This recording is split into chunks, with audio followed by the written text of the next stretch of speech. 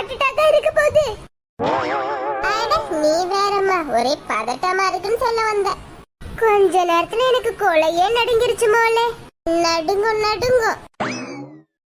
அதிகமான வாக்குகளை பெற்று ஜெயிச்சது யாருன்னா நம்ம தொகுதியில நின்ன தங்க தாரகன்.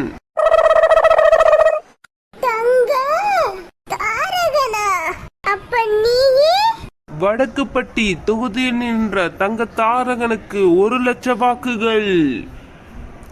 தங்க மகள் ராதாவுக்கு 3 வாக்குகள். என்ன நடக்க போகுதுன்னு நாளைக்கு வீடியோல பார்க்கலாம் மக்களே. கீழே இருக்கிற செகண்ட் வீடியோ லிங்க்கையும் மறக்காம டச் பண்ணி பாருங்க, சப்ஸ்கிரைப் பண்ணிருங்க.